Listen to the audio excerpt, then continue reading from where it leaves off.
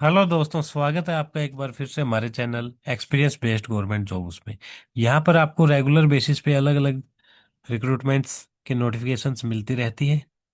तो आज इसी सिलसिले में हम बात करेंगे। हरियाणा स्टाफ सिलेक्शन कमीशन में एक नई रिक्रूटमेंट आई है, एडवर्टाइजमेंट नंबर 4/2026।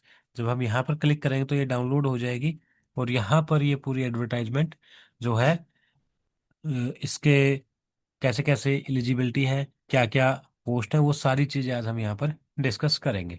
तो चलिए स्टार्ट करते हैं। सो तो हमारी एडवर्टाइजमेंट डाउनलोड हो चुकी है। ठीक है, ये जो है सीईटी फेज 2 ग्रुप सी की पोस्ट है। ठीक है, 6 तारीख से एडवर्टाइजमेंट आई है, यानी कि आज ही आई है। और ये 9 तारीख से जो है फॉर्म अप्लाई होना स्टार्ट हो जाएंगे और 23 फरवरी इसकी लास्ट डेट रहेगी। इसके लिए कोई फीस आपको नहीं लगेगी, लेकिन इसके लिए क्या है, हरियाणा में अगर आप हरियाणा कैंडिडेट हैं या हरियाणा में जो सीईटी होता है, अगर आप यहाँ पर देख पा रहे हैं सीईटी ग्रुप सी रिजल्ट। ठीक है, तो आप जैसे इस तरह से देख पा रहे हैं, तो अगर आपने सीईटी दिया है, हरियाणा का जो कॉमन एलिजिबिलिटी टेस्ट होता है, तो इस तरह से आपके कुछ मार्क्स आए होंगे। ठीक है, तो आपको इस मार्क्स के बेस पे यहाँ पे पोस्ट अप्लाई करनी है। जिन लोगों ने सीईटी नहीं दिया है, सीईटी क्वालिफाई नहीं है, तो वो लोग इसके लिए एलिजिबल नहीं है। जनरली यहाँ पे 50% जो है क्वालिफाइंग जो है जनरल कैटेगरी के लिए मांगा गया है, जनरली अदर स्टेट के लिए। तो आप देख सकते हैं, जिसके का सीईटी क्वालिफाई है केवल उनके लिए ये फॉर्म निकले हैं। इसके लिए कोई फीस आपको नहीं देनी पड़ेगी। 23 तारीख लास्ट डेट है। और कैसी कैसी वैकेंसी हम बात करते हैं यहाँ पे, अलग अलग ग्रुप वाइज यहाँ पे वैकेंसी निकली है। और जो एग्जाम होगा, यानी इसका जो मेंस होगा वो 100 नंबर का होगा। उसका सिलेबस यहाँ पे दिया हुआ है। 100 MCQ होंगे, 100 मार्क्स के। 1 आवर 45 मिनट्स का टाइम ड्यूरेशन रहेगा। वो भी क्वालिफाइंग रहेगा, मिनिमम जो है 50% होने ही चाहिए। और उसके बाद वहाँ पे मेरिट बनेगी, तो मेरिट के बेस पे फिर आपका सिलेक्शन होगा। और 10 टाइम्स लोगों को जो है बुलाया जाएगा। यहाँ पे लिखा है जो भी आपके सीईटी में मार्क्स है उसके अकॉर्डिंगली जितनी यहाँ पे वैकेंसी है, उस वैकेंसी का 10 टाइम्स यहाँ पे बुलाया जाएगा। क्योंकि यहाँ पे 4,000 से ज़्यादा वैकेंसी है, अलग अलग डिपार्टमेंट की अलग अलग क्वालिफिकेशन है, अलग अलग पोस्ट का नाम है, तो वो आज हम डिस्कस करेंगे। मैं यहाँ पे स्पेशली डिस्कस करूंगा एक्सपीरियंस बेस्ड गवर्नमेंट जॉब्स। ठीक है, कि यहाँ पे आपको किस फील्ड में अगर एक्सपीरियंस है तो आप ये फॉर्म अप्लाई कर सकते हैं। क्योंकि हरियाणा में स्पेशली अगर आप एक्सपीरियंस बेस्ड जो है फॉर्म अप्लाई करते हैं तो काफ़ी कम कंपटीशन रहता है, और कट ऑफ भी इसकी बहुत जो है कम ही जाती है, ज़्यादा बहुत हाई कट ऑफ नहीं जाती। तो ये कुछ सर्टिफिकेट्स फॉर्म फॉर्मेट्स दिए हुए हैं, इसमें आपके सारे सर्टिफिकेट होंगे। तो हमारी जो पोस्ट स्टार्ट होएगी वो अब यहाँ से स्टार्ट होएगी, जैसे ये कंप्लीट फॉर्म जो है कंप्लीट होते हैं यहाँ से। तो आप यहाँ पे देख पा रहे हैं ग्रुप 1। यहाँ पे FPL मतलब जो है पे लेवल जो है आपका पे स्केल वो है 6। यानी कि जो आपका 35,600 से स्टार्टिंग होता है, वो आपका यहाँ पे पे स्केल रहने वाला है। 42 ईयर 18 से 42 साल तक की एज हो, और हिंदी या संस्कृत आपका मैट्रिक या हायर एजुकेशन में आपके पास होना चाहिए। और ये अलग अलग पोस्ट है, और यहाँ पे आपको दिया हुआ है कि जैसे ईएसआई हेल्थ केयर डिपार्टमेंट में MPHW की जो है टोटल 20 वैकेंसी है। हेल्थ में 595 है। ठीक है, फीमेल के लिए, मेल के लिए है 700 वैकेंसी, और ये कैटेगरी वाइज बाइफरकेशन है। अब आप यहाँ पे देख सकते हैं कि क्या क्या मांगा गया है। तो आप देख सकते हैं यहाँ पे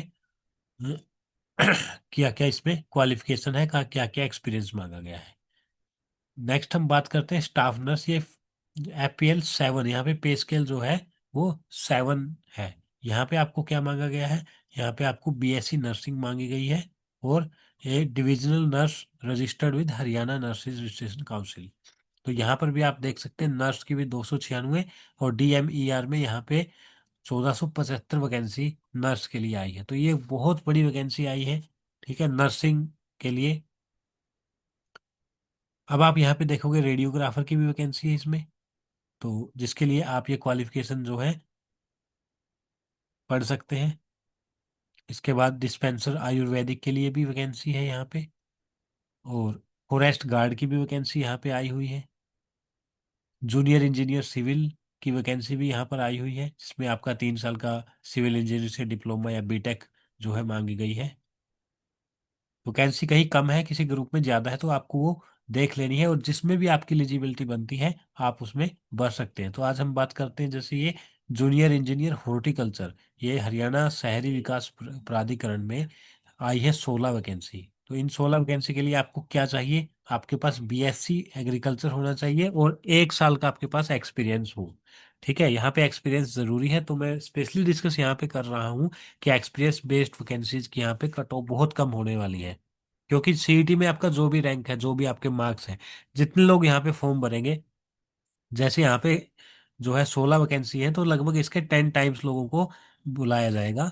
और वो 10 टाइम्स जो फॉर्म फिलअप करेंगे, और जिनके पास बीएससी एग्रीकल्चर में होगी और 1 साल का एक्सपीरियंस होगा, केवल वही लोग जो है इसके लिए शॉर्टलिस्ट किए जाएंगे पेपर 2 के लिए, यानी कि सेकंड मेंस पेपर के लिए।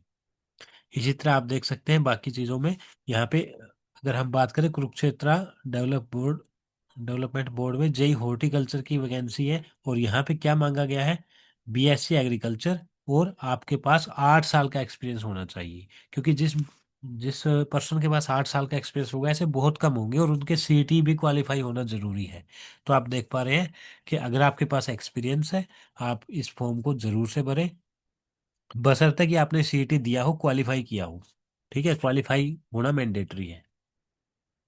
उसके बाद यहाँ पे देख सकते हैं टेक्नीशियन की भी वैकेंसी आई है, लीगल असिस्टेंट की भी यहाँ पे वैकेंसी आई है। लीगल असिस्टेंट के लिए यहाँ पे आप देखिए एलएलबी और 3 साल का एक्सपीरियंस आपको यहाँ पे चाहिए होगा। 26 में यहाँ लीगल असिस्टेंट के लिए ग्रेजुएशन, एलएलबी और 2 साल का एक्सपीरियंस यहाँ पे आपके पास होना चाहिए। तो ये कुछ वैकेंसी थी जिसमें आपको अलग अलग तरह का एक्सपीरियंस देखने को मिला, और जहां पर भी आपका एक्सपीरियंस फिट बैठता हो, जो भी आपकी क्वालिफिकेशन है, उसके अकॉर्डिंगली आपको ये फॉर्म फिलअप कर देना है।